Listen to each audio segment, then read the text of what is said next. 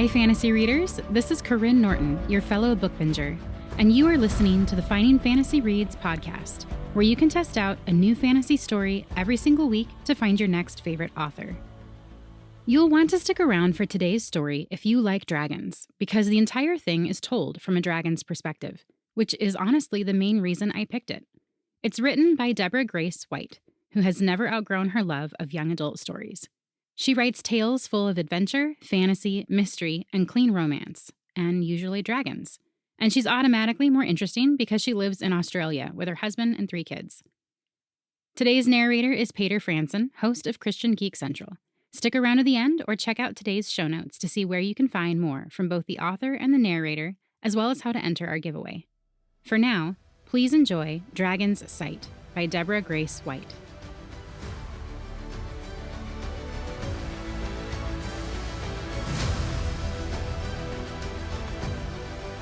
The dragon's tail curled around his scaled feet as he perched halfway up the peak. He knew he was too high up for weak human eyes to discern his shape. If they caught anything, it would only be the glint of the sun on his scales. The purple, green, and blue, so much brighter than the scales of the other dragons, didn't exactly blend with the rocky gray of the mountain, but the colors would still be impossible to identify from such a distance, at least for humans. Eldrecki had no such limitation. He could see with perfect clarity as he gazed down at the plains far below. As he had many times before, he found himself questioning the dragon ruler's determination that the colony remain isolated from the humans dwelling on the plains. Eldrecki's face was as expressionless as his form was motionless as he gazed down at the human settlement in the shadow of the mountains. But inside, his mind was alight with curiosity. How he would like to swoop down to the level of the ground, explore the gentle hills covered with grass instead of stone, wander among the humans, learn about their ways. They were curious beasts, scurrying around as frantically as ants.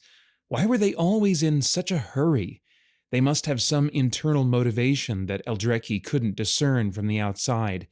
If only he could speak with them, ask them. He could hear them well enough with his superior hearing, and he had learned the language of men, like most dragons. Kadir even encouraged it. The acquisition of knowledge was generally revered by dragons, after all, but Eldrecki couldn't help but wonder what the point was if the dragon ruler didn't intend for any of his colony to actually speak with the humans. Not that anyone else seemed interested in doing so. The others couldn't understand the fascination that the youngest member of their colony had with the lowly humans living below their mountains. The dragon ruler had a history of friendship with the kings of Kiona, it was true, but Kadir had not invited any of the other dragons to share in that bond, and Eldrecki had no particular desire to intrude on it anyway. It was the regular humans who raised his curiosity, those living and dying and going about their business in the shadow of the mountains. Perhaps the others were right that these humans were far below a dragon's notice, but they intrigued Eldrecki. It was like their minds worked entirely differently from his, a puzzle to be solved. His interest spiked as a small form scurried out of one of the simple human dwellings. A hunting party had returned, laden down with enough elk to feed the whole village, and the boy was running to meet his father. Eldrecki leaned forward, curving his tail around an outcropping of rock for balance. In the decade or so since he had started watching this settlement, the appearance of this boy had been the event of greatest interest. He had been born a short time before, perhaps 7 or 8 years in human terms. There was something different about him, but Eldrecki couldn't fully identify what it was, confined to the mountains as he was. Perhaps if he could wander through the village. He sighed, dismissing the thought. He knew how the others would feel about that, and probably the humans would be even more alarmed. Some of them told stories about dragons around the fire in the evenings. Eldrecki had heard them, but from what they said, he wasn't sure that any of the humans actually believed the old legends. Still, dull as their senses were, they recognized some warning of the power near their home. They were suspicious of the mountains, avoiding straying into them, fear evident in the occasional glances they threw toward the peaks. and the dragon ruler Kadir was quite happy for the situation to remain that way. But the boy, his people called him Durnoth, didn't seem to share his community's distaste for the dragon's mountains. A number of times Eldreki had witnessed him sneaking away from the settlement to wander further into the peaks than any of his fellows ever had. He had captured Eldreki's interest, and the dragon regularly used his farsight to watch Durnoth's activities, even when the small human was not immediately before him. On this occasion, however, the child was fully focused on the returning hunters, his excitement at his father's return palpable. Eldreki watched, unmoving. As a dragon, he was not given to emotion like humans were. He found their displays perplexing and at times ridiculous. But as he watched Durnoth greeting his father, he thought of his own parents. They had gone on many human years before, bound by their choice. He didn't miss them exactly. It wasn't the way of a dragon, but he did sometimes imagine speaking with them again, asking them about the path they had chosen. There was no one left now in the colony who could answer his questions. Durnoth bounded around his father, following the group back into town with an energy that made the returning hunters look incredibly weary by comparison. Eldreki almost smiled at his own folly. The others were probably right about humans. He had attached a special significance to this boy for some reason, but it was probably without foundation. Most likely the child would grow in a few short years to become a hunter like his father, too focused on the plains to turn his glance toward the mountains. Eldreki turned away from the scene, pushing his vast form from the slope in a fluid movement, as silent as the rocks around him. In spite of his reflections, the dragon found that he could not resist further observation of the settlement, and in particular the boy Durnoth. Nevertheless, he did not return immediately, not wishing to displease the dragon ruler. Not that Kadir had forbidden Eldreki's activities. He was aware of them, of course. Eldreki did not even consider attempting to conceal his movements or to use deception on Kadir. Dragons did not deceive one another the way he had so often observed humans doing. It was not their way. But after he had stayed away for a short time, Eldreki once again became curious about the life of the human community. He returned early one evening, when the shadows of twilight would allow him to place himself further down the slope of the nearest mountain without risk of detection. The boy Durnoth was easy to locate, at the center of a group of his peers, talking animatedly about something. He was bigger, but Eldreki had no trouble recognizing him. He wondered idly how much time had passed since his last visit. 6 years, perhaps? Or 7? The changes in humans in such a short time were remarkable. How rapidly the lives of these creatures raced away. Durnoth would be fully grown soon, and before much longer he would start to decline, grow old and feeble like the gray-haired humans who barely moved from the settlement, dependent on the stronger members of their community to provide for them. The evening was still, and Eldreki focused his attention on the sounds drifting toward him from the town. As he sifted through the normal bustle of village life, he discerned Durnoth's voice. It was different in tone from the last time Eldreki had heard it, deeper. It seemed that the boy was attempting to convince some of the other young humans to come with him to a place in the mountains, a meadow he had discovered where a particular type of flower grew. Eldreki thought he knew the place. It wasn't far into the peaks. It was quickly clear that the boy was having no success. The others shook their heads, their eyes fearful as they flicked toward the mountains. After a short time, they began to melt away, and Durnoth sighed in evident disappointment. He turned toward the mountains, his gaze determined. Eldreki shifted in his perch, watching in anticipation. It had been some time since he had watched Durnoth explore the mountains, even using farsight. But for a moment, Eldreki was distracted from the boy's movements. From a distance, the dragon's sharp eyes caught what Durnoth had missed from up close. One of the onlookers had lingered. She remained, half hidden behind a nearby dwelling, as Durnoth assessed the towering peaks. She looked apprehensive, as the others had done, but she was watching Durnoth with almost as much fascination as the dragon was, and with something else, a gleam of admiration, of longing. Durnoth squared his shoulders and started toward the edge of the town, so focused on his destination that he was completely oblivious to the girl following stealthily behind him. No one challenged them as they left the shelter of the settlement. Within minutes, Durnoth had reached the start of the rocks, his silent follower not far behind him. Once the boy was climbing between boulders, it was easy for the girl to hide her pursuit. Eldrecki climbed from rock to rock himself, watching the pair as they made their painstakingly slow progress up a shaly slope. There were no paths in the mountains, no trails made by exploring humans. As far as Eldrecki knew, Durnoth was the only one to ever venture deep enough into the mountains to need one. Well, Durnoth and now this girl, he supposed. It was almost dark when the human boy reached the meadow in question. It was indeed a lovely spot, the grassy dell crowded with a surprising number of the white flowers that grew in profusion deeper in the mountains, but not at all on the plains. Durnoth sank down among the blooms, lying on his back and looking up at the darkening sky. The perfume of the flowers drifted through the still air.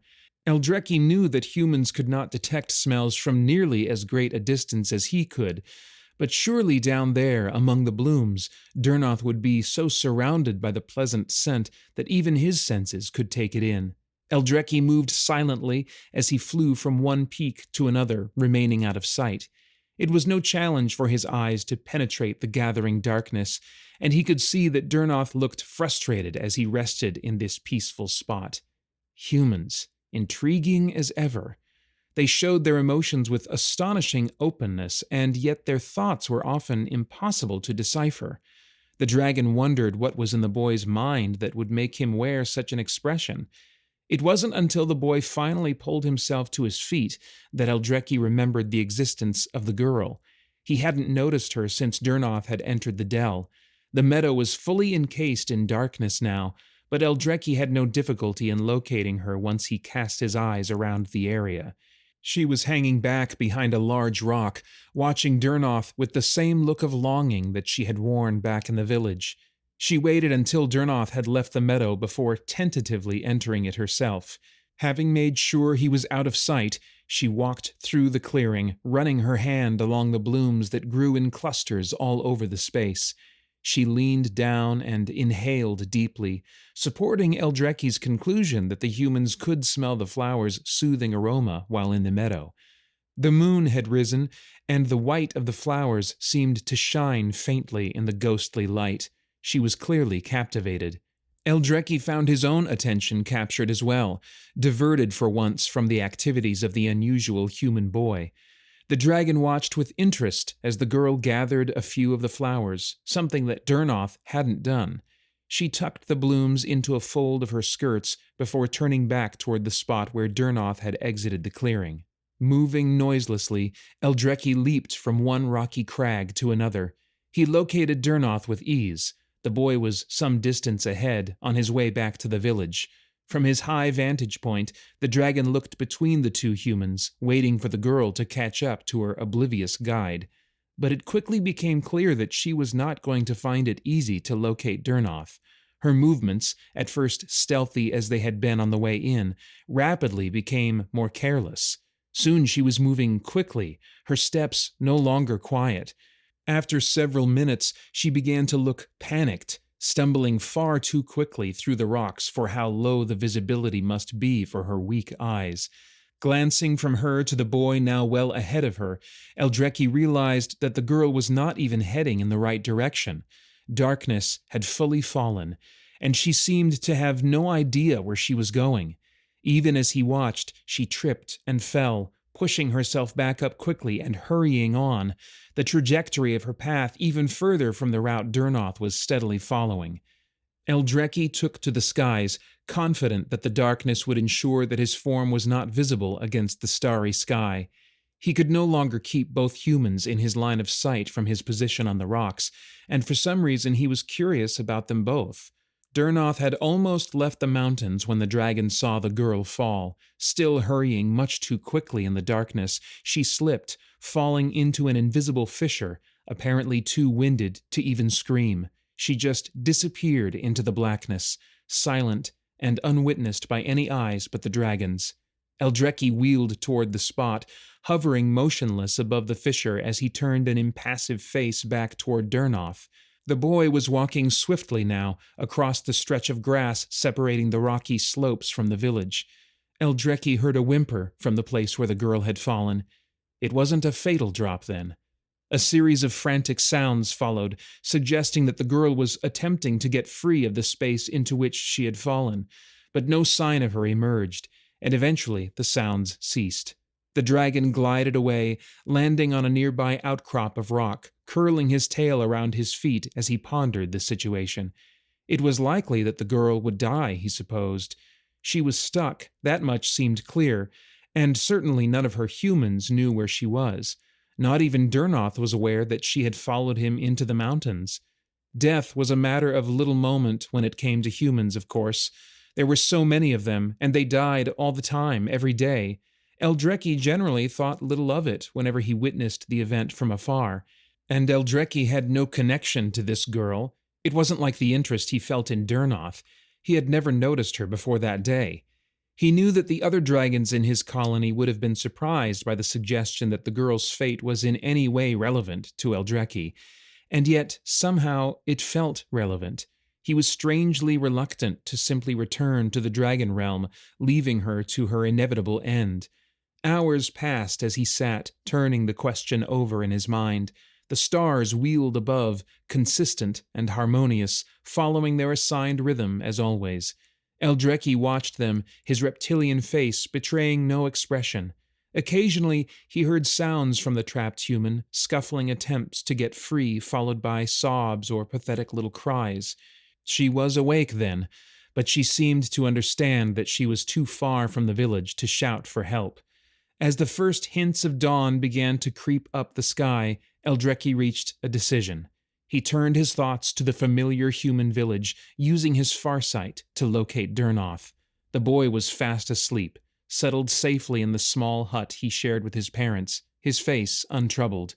Casting his sight wider, Eldrecki saw that there were others in the village who were not so relaxed. The girl's family, perhaps.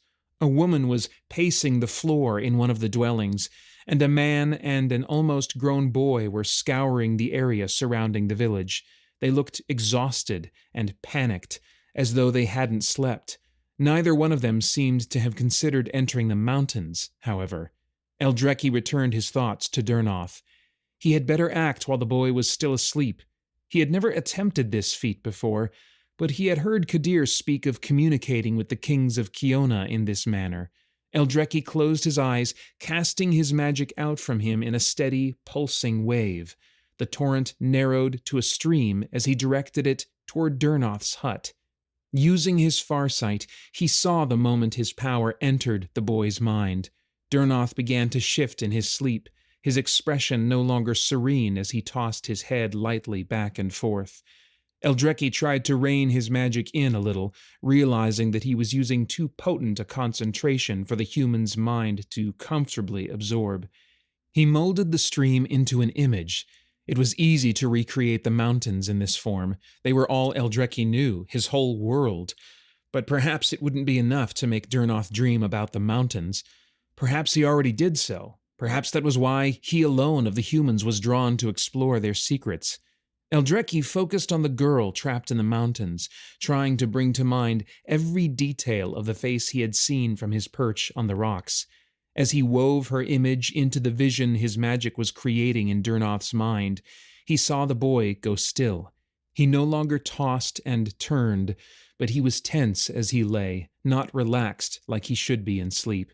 For a moment, Eldrecki was distracted, fascinated as usual by human reactions. Durnoth clearly loved the mountains, and was captivated by them as no other human seemed to be, but when Eldrecki caused him to dream of the mountains, it had a much smaller impact on his sleeping mind than the image of a girl from his village, whose face he probably saw every day. Why did he react that way? It was frustrating not to know.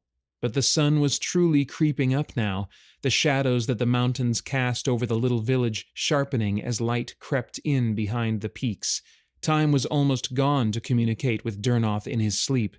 Eldrecki made one last push of his power, interweaving the image of the girl's face and the mountains, trying to link them together inextricably.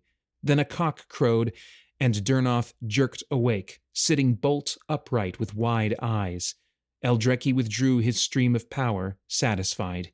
He continued to watch the life of the village with his farsight, noting how the regular bustle of morning was punctuated by the spreading of the news that a girl from the village was missing, hadn't been seen since the day before.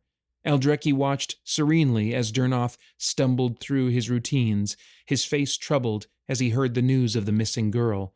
The moment Eldrecki was patiently awaiting arrived midway through the morning, after another woman from the village stopped by to inform Durnoth's mother that the girl still hadn't been found. Durnoth had been listening silently, and when the other woman departed, he approached his mother. Haltingly, he told her of his dream and his growing conviction that the girl, whom everyone was calling Amali, was somewhere in the mountains. His mother's reaction was not at all what Eldrecki expected, but Durnoth seemed unsurprised by her disbelief. His face showed nothing but resignation as she scolded him, telling him not to go spreading stories about unnatural dreams. He didn't speak, but he was clearly still distracted as he went about his chores. It wasn't much longer until he slipped away from the house, seeking out the village elders who were coordinating the ongoing search for the girl. But he had no more success with them. Eldrecki hadn't realized just how strong the humans' prejudice against the mountains had become. No one was willing to consider for a moment that Amali had wandered into the peaks. Perhaps it was because Durnoth didn't mention his dream to anyone else, but they all dismissed his suggestion that Amali had entered the mountains with the argument that she had never shown any inclination to do so before. But Eldrecki had done his work well when he wrapped his magic around Durnoth. The boy was still enveloped in it, and he clearly couldn't shake its effects. By the time the sun had reached its zenith, he had decided to do what Eldrecki had always intended him to do. Leaving the rest of the searchers behind, Durnoth began the walk toward the rocky slopes, his steps uncertain but his expression determined. He moved quickly, familiar with the terrain as the other humans weren't. Before long he was climbing steadily, heading in the general direction of the flower-strewn meadow. But the girl, Amali, had strayed from that track, and Durnoth was not going in the right direction to find her. Eldrecki had been watching from a perch far up one of the peaks, but as he observed Durnoth's steady progress in the wrong direction, he decided to once again intervene. Spreading his wings, he floated silently down to the level of the fissure into which the human girl had fallen. After a moment's deliberation, he reached up both his clawed front feet to rest them on a nearby boulder. Extending his talons to their full extent, he scraped them deliberately along the rock, leaving deep gouges in the surface. But it was the sound, not the marks, that were the point. The metallic screeching was deafening, its sound vaguely unpleasant even to Eldrecki's ears. With his farsight, he saw Durnoth stiffen, turning his head toward the distant noise. There had been no sound from the fissure for some time, and Eldrecki had wondered if the girl was still conscious or even still alive. But he heard the gasp that followed his signal, and there was a sudden scrambling below him. "Hello?" The voice was piteously weak. "Is someone there?" Eldrecki, of course, didn't respond. He just waited until he could hear Durnoth's approach, then repeated his scratching motion to reinforce the direction the rescuer should take. Then he leaped up the mountain, making no sound and leaving no sign of his ascent. He perched on the other side of the rock, content to await the outcome of his intervention. "Amali?" Durnoth's voice was close enough now that a human should be able to hear it, but he sounded uncertain, perhaps even a little afraid, as if he doubted that the missing girl could be responsible for the noise he had heard. "Amali? Amali, are you here somewhere?" The scrabbling from the fissure increased. "Hello?" the girl called, more loudly this time. "Is someone there? Help! I'm stuck!" Durnoth had heard her. His pace doubled as he scrambled over the rocks, his eyes widening. "I'm coming, Amali! Hold on!" Within moments he had reached the crevice into which the girl had fallen. He leaned carefully over the side, taking care not to topple in after her. Eldrecki watched with an illogical level of satisfaction as Durnoth uncoiled the rope he had brought with him, talking reassuringly to Amali as he figured out the best way to extricate her. He tied the rope to a nearby outcropping of rock, creating a loop in the end of it before he lowered it down to Amali. The boy remained above ground, pulling and coaxing by turns. It took a long time, in human terms, but eventually he managed to get her out of the hole. She was disheveled, to say the least, her clothes filthy and her face streaked with tears and dirt. But she had escaped serious injury, only one ankle seeming to have suffered from her fall. For a moment after emerging into the sunlight, she clung blindly to her rescuer, her breaths coming in shuddering gasps. Strange, Eldrecki reflected as he eavesdropped on her disjointed ramblings of gratitude and relief, to realize how deeply she had feared death simply from falling into a hole. He tilted his head to one side, considering the matter. Her fears were probably correct. He had assumed the same thing. He shook his head. Humans were amazingly fragile. It was surprising that they survived as long as they did. Durnoth, who had been so confident and capable in extricating Amali from the fissure, seemed unsure what to do in response to the girl's outburst of emotion. He patted her awkwardly on the back for a few minutes, and eventually she seemed to realize that she was making a spectacle of herself. She pulled away quickly, wiping her eyes on her filthy skirts. As she did so, something white fell from the folds of fabric. Durnoth stared at it, blinking in surprise. He reached out a tentative hand and picked it up. It was one of the blooms Amali had collected from the meadow, and even from his place of concealment, Eldrecki could smell the lingering fragrance that still clung to it. Durnoth's stare passed from the flower to her face, and she flushed a deep crimson. I followed you yesterday, she admitted. That's how I got lost. I stayed too long, and it was dark, and I couldn't see where you went. She hung her head. Please don't be angry.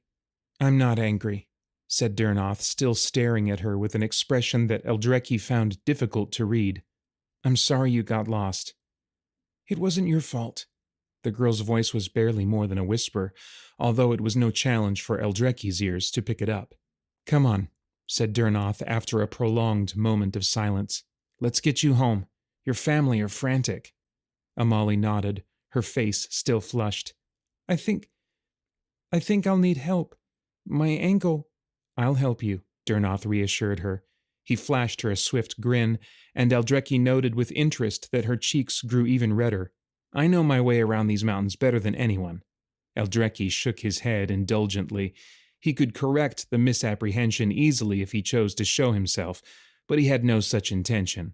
The two humans turned away, Amali shuddering as she cast the briefest of glances back toward her former prison. But Durnoth took a good look at the area, and his eyes fell on the deep scores in the rock left by Eldrecki's talons. The boy froze, his eyes widening slightly as he took in the marks. He didn't bring his discovery to his companion's attention, but he looked carefully all around them, as if suddenly worried that they were not alone. The humans made steady progress, Durnoth supporting Amali with one arm around her waist, taking some of her weight as she leaned into his shoulder. They moved much more slowly than Durnoth had when entering the mountains. The afternoon was crawling on by the time they reached the end of the rocky ground, and the girl's face was white and strained with the effort of hobbling along on her injured ankle. As soon as they came within sight of the village, a shout went up. People ran to meet them, and Durnoth soon found himself relieved of her weight. The tide of people swelled briefly around the pair, then ebbed, receding in the direction of the dwellings. No one congratulated Durnoth on rescuing Amali, or on being correct in his guess as to where she had gone. In fact, no one paid him any attention at all except Amali. She glanced back at him, her cheeks once again pink as she was borne away. But within moments, all was quiet, and Durnoth was left standing alone on the grassy slope. Eldrecki watched, curious as ever, as the boy raised his hand before his eyes. He stared at the crumpled white flower nestled in it, his expression difficult to read as he gazed from it to the village and back toward the mountains. Eldrecki sighed. He had as much magic as any of his kind, and his farsight had proven useful that day, but he could not read minds, and he was no closer to guessing Dernoth's thoughts than he had ever been. Not that it mattered, he told himself, as he launched silently into the air, wheeling toward the dragon realm. How interesting could the thoughts of a human really be? Still, he felt strangely satisfied as he reflected on the success of his unprecedented intervention in the affairs of the humans he so often watched. There was no reason he knew of that he should care, but it pleased him that the girl would not die so long before her allotted years. He only hoped the events didn't discourage Dernoth from continuing to explore the mountains. For reasons he couldn't entirely articulate, Eldrecki thought such an outcome would be a pity. The dragon wheeled silently through the sky, trusting in the gray of the clouds and the drizzling rain to conceal his form. He had seen from afar that Dernoth had returned to his favorite mountain meadow, and for some reason Eldrecki had felt a desire to see the human in person, rather than just with his farsight. He knew that Dernoth had continued to venture into the mountains, and usually much further than the dell to which the human girl had followed him on that previous occasion. The dragon found himself wondering what brought the boy back to the meadow now. He perched on the top of a nearby peak, spreading his wings for balance as he watched Dernoth enter the meadow. He noted with a hint of surprise that the boy was a boy no longer. Dernoth was still young, even by human standards, but he was a man now. Eldrecki hadn't realized it had been so long since he had checked on his favorite human. It was so easy to forget how quickly time moved for the weaker species. Eldrecki tilted his head to one side, assessing the behavior of the human below him. There was something strange about Dernoth today, and it wasn't just that he was fully grown now. He seemed on edge, but not unhappy exactly. After a few minutes of silent observation, Eldrecki thought he understood. Dernoth was nervous, perhaps excited. His interest caught, Eldrecki watched closely as the young man gathered armfuls of blooms. The dragon was more curious than ever. He had never witnessed Dernoth taking flowers away from the meadow before. The human stayed only a short time, intent on his task. When he left, it was with a satchel over his shoulder, the white blossoms tucked carefully into it. Eldrecki followed him, gliding low between the rocky crags, silent on the wind. When Dernoth left the rocks, the dragon settled on a monstrous boulder, still within the confines of the mountains, but close enough to watch the human village with his physical eyes. He felt a curious impulse to emerge, to reveal himself to the young man. It startled him. He had never considered such a thing before, but he didn't act on it, just watched from a distance as usual. Dernoth didn't actually enter the space between the dwellings. As he approached the community, he suddenly quickened his pace, apparently becoming aware of the slim figure waiting for him. With a spark of interest, Eldrecki recognized Amali, the girl who had fallen in the mountains. She stepped forward eagerly to meet Dernoth, her confident familiarity a far cry from the awe-struck way she had watched him on that previous occasion. She had grown as well, more woman than girl now. Eldrecki tilted his head to the side, watching silently as the two walked together, away from the village. Dernoth took Amali's hand in his, and they continued to stroll, hands linked together. It was a strange gesture. It seemed impractical, like it would hamper their movements. But both humans seemed more than satisfied to remain connected as they walked. They climbed a grassy hill, settling on the top. They faced away from the mountains toward the west, and it was clear why. The drizzle had stopped, and the sun had begun to set.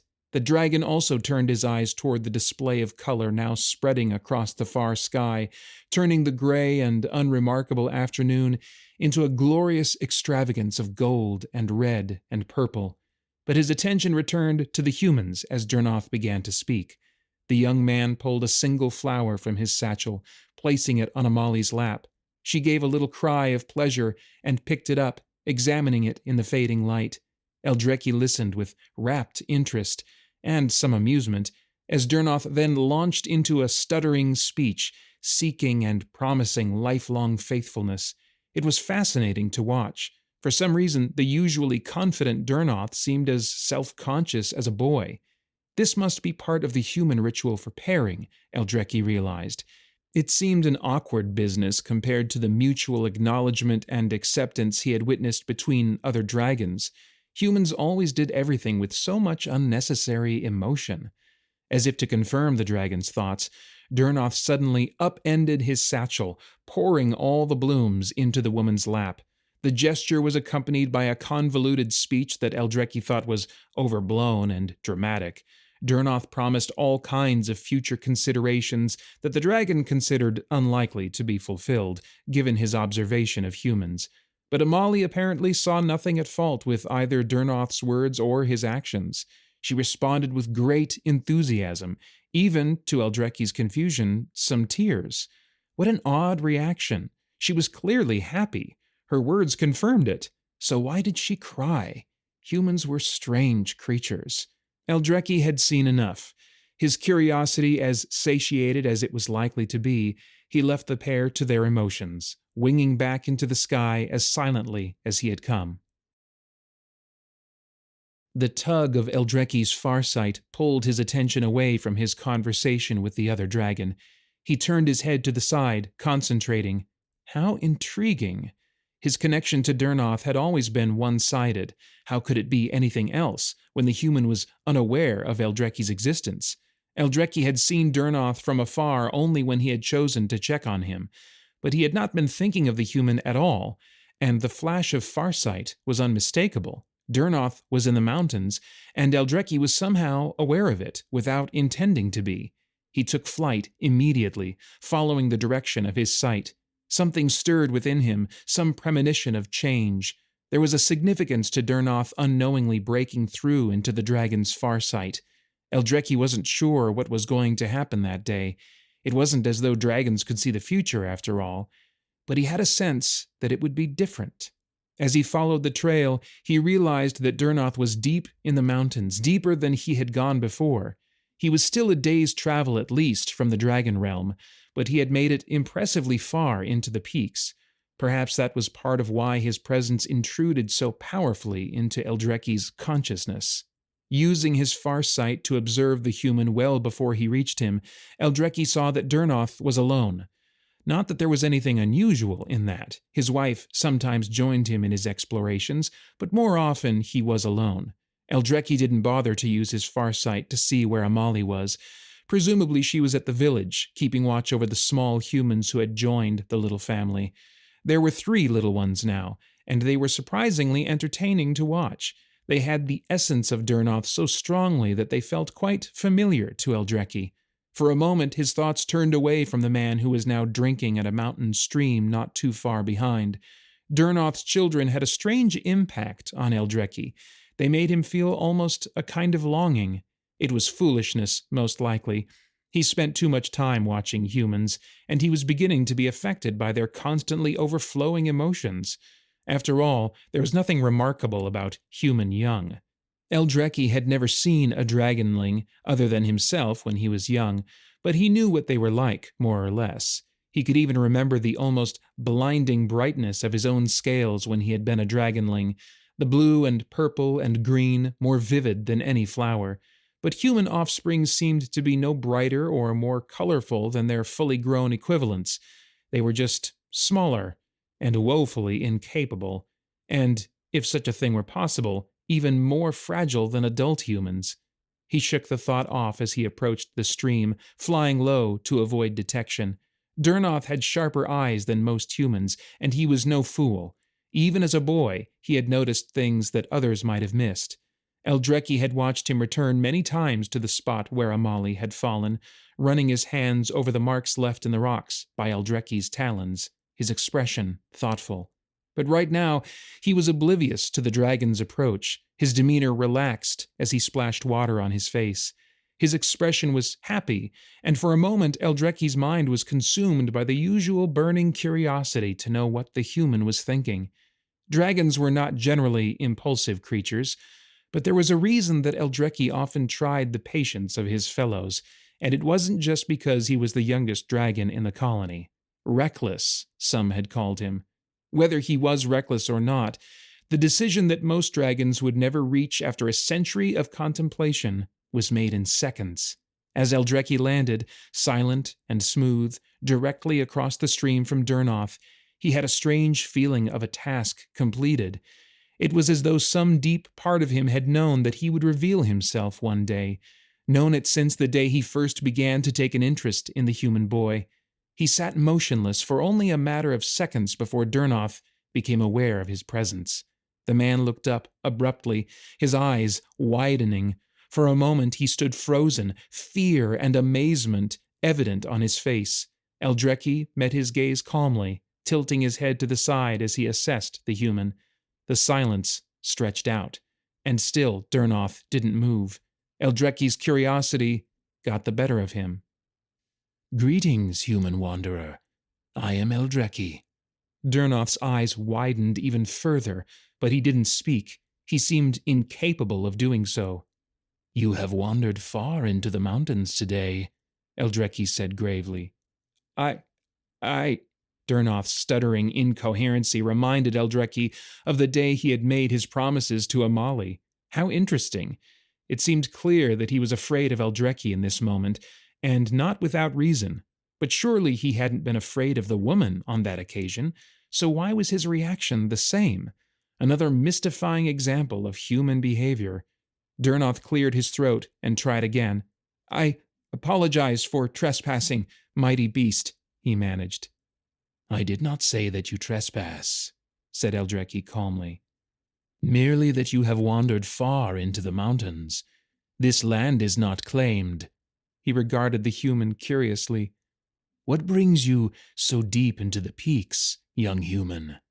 Durnoth was taking deep, unsteady breaths, clearly not yet recovered from the shock of Eldrecki's appearance. But he seemed willing to converse with the dragon, which was precisely what Eldrecki wanted. Finally, he could satisfy his curiosity about what went on behind those human eyes. "I was exploring," said Durnoth slowly, "seeking a pleasant place to—" He hesitated. "My wife and I wish to leave the village where we live. We wish to settle in the mountains, but I did not realize that there were others living here." He bowed low, as if Eldrecki was some kind of human royalty. "We will not intrude on your home." "No," said Eldrecki, amused. "I can tell you with certainty that you will not." He chuckled, and the young human stiffened, terror once again evident on his face. What a strange reaction to laughter. "My home is some distance from here," Eldrecki explained, "and you could not intrude on it even if you wished to." He assessed Durnoth for a moment. "So you wish to live in the mountains?" Durnoth nodded. "Why?" Eldrecki pushed. "When all the other humans avoid this place, why are you drawn to it?" Durnoth looked startled, but he didn't comment on Eldrecki's knowledge of the attitude of his fellows. "I do not know exactly," he said at last, "but the mountains have called to me since my earliest memories." He looked around him, his brows drawn together. "There is a power that lingers in this place. I don't know how to describe it." Eldrecki sat back, not hiding his surprise. "You can feel our magic," he said, and it wasn't a question. "That is," he regarded the human thoughtfully, "unusual." He looked at Durnoth, and it suddenly struck him the reason for their connection. They were both unusual among their kind, both lured by a call that was incomprehensible to their fellows. Just as Durnoth was the only human drawn to the mountains, Eldrecki was the only dragon drawn to the humans. "We are akin, you and I," he mused aloud. Durnoth looked startled. We are?" Eldrecki didn't answer. It wasn't as satisfying as he had thought it would be, speaking with Durnoth. The usually confident and articulate man was a stuttering mess. Perhaps the appearance of a dragon was just too intimidating an event. Eldrecki supposed it would be quite a shock. "I will come back tomorrow," he said abruptly. "If you wish to speak further, return to the stream." Then, without waiting for an answer, he pushed himself fluidly into the sky, achieving a height that would make him invisible to Durnoth's eyes within seconds. When Eldrecki arrived at the mountain stream the next day, Durnoth was waiting. The humans seemed almost surprised to see him, which was strange, given the assurance Eldrecki had given him the day before. Perhaps he had convinced himself that it had all been a dream. In any event, He seemed to have regained some of his normal calm. Eldrecki had to acknowledge the young man's courage. He suspected that not many humans would recover their balance so quickly after being exposed to a dragon for the first time. Durnoth spoke more that day, answering Eldrecki's questions and even daring to ask some of his own. Eldrecki answered a few of them, but he said nothing about his colony or the dragon realm. The reaction of the dragon ruler had not even been in Eldrecki's mind when he made his impulsive decision to reveal himself to Durnoth the day before. An instance of his recklessness, the others had said, but there was no denying that Kadir had not been pleased by the young dragon's actions. He had made no prohibitions, it was not the way dragon community worked, but Eldrecki knew that there were lines he must not cross, and he gave no information to Durnoth that could cause the other dragons to raise serious objections. Still, there was plenty to say and to hear. For several days they met at the stream. Eldrecki could see with his farsight that Amali had grown concerned by her husband's unexpectedly long absence, but he didn't mention the matter to Durnoth. It wasn't as though the human had asked. It was after a few days that Eldrecki once again brought up the purpose for the man's exploration of the mountains. "Have you found a place to settle?" Durnoth looked surprised. "As I said, Mighty One, I will not intrude on your mountains." "They are your mountains also, human," said Eldrecki. "You are drawn to them by a force outside of yourself, and that is not for me to deny." He tilted his head to the side. "I think I know a place. Would you like to see it?" Durnoth nodded, still looking stunned. But it was nothing to the shock he showed when Eldrecki swooped suddenly upon him, seizing him by the shoulders with his talons and lifting into the air. Durnoth's cry was cut off abruptly as they soared low above the peaks. In a few short minutes, they had reached the place Eldrecki had mentioned. He set Durnoth down in the middle of a plateau, surrounded by low, rocky hills on all sides. As soon as he was released, the human bent double, resting his hands on his knees as he drew deep, shuddering breaths. When he recovered himself, he straightened, turning in a slow circle as he took in the area. A smile gradually grew on his face. "It's perfect," he said, his expression earnest as he turned to the dragon. "Thank you." Eldrecki inclined his head graciously. "We are days from my home as the man travels," he said warningly. "If you are to settle in these mountains, you must not attempt to seek us out or to unravel our secrets." "I swear I will not," said Durnoth quickly. "I have no desire to intrude. I wish only to make a home for myself and my family in these mountains." Eldrecki inclined his head again. "Then you are a wanderer no more. Welcome, Durnoth, to your home." The dragon watched with interest, mainly from afar, as Durnoth built a home and settled his family. The human tried, without much success, to interest others from the village in joining them. The first few years were hard. The mountains were an unforgiving landscape, and the settlers had to travel back and forth to the plains frequently. But over time, they learned to navigate their new surroundings. When things began to pick up, a few others joined, and the beginnings of a community were formed. The dwellings spread out across the clearing, and by the time a decade had passed, it almost looked like a town. Eldrecki occasionally spoke with Durnoth, but he never entered the new village or showed himself to any other humans. The rest of his colony had mixed reactions to the permanent presence of humans in their mountains. Some were displeased with Eldrecki for taking it on himself to authorize the invasion. Others shrugged it off, as unable as ever to believe that any action of humans could impact them. Kadir, the dragon ruler, was as inscrutable as he always was. He took the development as he took most things, a small current in the tide of time, which would carry those in its reach along to the destination allotted to them. He, of course, was not in the reach of such a small current. Dragons tended not to concern themselves with matters that didn't directly affect them. Eldrecki understood no more than the rest of them why he seemed to be an exception. His intervention in Amali's accident, for example, had been of no benefit to him at all. Yet he felt strangely satisfied as he watched the family grow, to know that it owed its existence to him. Of course, Durnoth grew old rapidly. It felt like the blink of an eye since Eldraki had first taken an interest in the young child, but time had done little to change the dragon by the time Durnoth's grandchildren were the ones running around, their enthusiasm outstripping their coordination as their overlarge heads made them tip over with entertaining frequency. It was a strange sensation, watching the once strong man age and fade. It made Eldraki feel some hint of the wistfulness he had experienced when he first watched Durnoth and Amali become parents, when it had made him think of the dragonlings who were conspicuously absent from his colony. It was almost sadness, this feeling. Perhaps that was why the other dragons preferred to distance themselves from humans, to remain isolated. He may have felt more interest in the humans than any other dragon, but he had no desire to share in the frequent turmoil of grief that was an inevitable part of the life of such mortal creatures. Wondering if the traditional caution of dragonkind was wiser than he had first imagined, he began to think of distancing himself to avoid inviting sadness when Durnoth passed to his ancestors.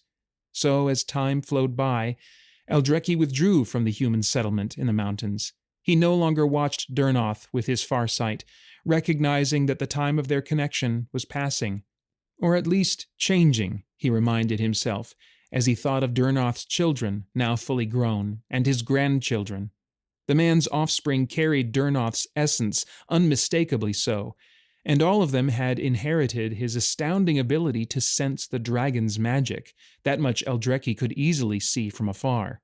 It made Eldraki think of the unprecedented way Durnoth's presence had broken into his farsight, a potent and inexplicable example of the bond that had existed between them since Eldraki first laid eyes on the human. Perhaps he would keep an eye on Durnoth's line after all. They didn't need to know he was watching, but he would be. Who knew what or who might come out of this connection? Certainly worth keeping his eye on, he decided, whatever the other dragons thought. But there was no rush. He would withdraw like the rest of his kind, allow his presence to pass gradually from memory into myth. Kadir must have his reasons for wanting the humans to live in a world where dragons were nothing more than legends. Perhaps it was time for Eldraki to adopt that approach as well. And in the meantime, he could watch and wait. Unlike the humans, he had plenty of time, perhaps unlimited time, he reminded himself, surprised by the hint of that wistful, sad emotion that crept into him at the thought. He sighed as he turned his thoughts from the humans back to his own colony. That was a question for another time.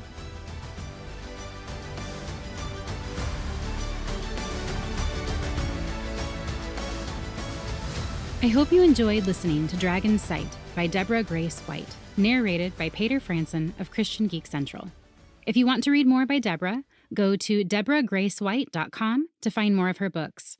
I'll also have a direct link in the show notes that takes you to her mailing list, where you can get a copy of today's story for free, along with a free novella. If you enjoyed listening to Paeter narrate the story, you might also enjoy listening to his podcast, Christian Geek Central, where he discusses movies, video games, and all things enjoyed by self-proclaimed geeks from a Christian worldview. Don't forget about this month's giveaway. Among other prizes, Deborah is giving away 2 full audiobooks, A Kingdom Submerged, which is the first in her Vizsla Chronicles series, and Kingdom of Beauty, which is a Beauty and the Beast retelling and is the first in her Kingdom Tales series. Make sure to go to findingfantasyreads.com/giveaway to enter. If you're enjoying listening to Finding Fantasy Reads, please consider leaving a review. Reviews help me know how to improve the show, whether it's to keep the things you like or get rid of the things you don't. And it helps new listeners find the podcast. A good review can often be the tipping point to get someone to listen or subscribe, which means I can keep making more new episodes for you. If you're not sure how to leave a review, check out today's show notes for some easy instructions, along with links to everything else we've talked about. Thank you all for listening, and happy reading.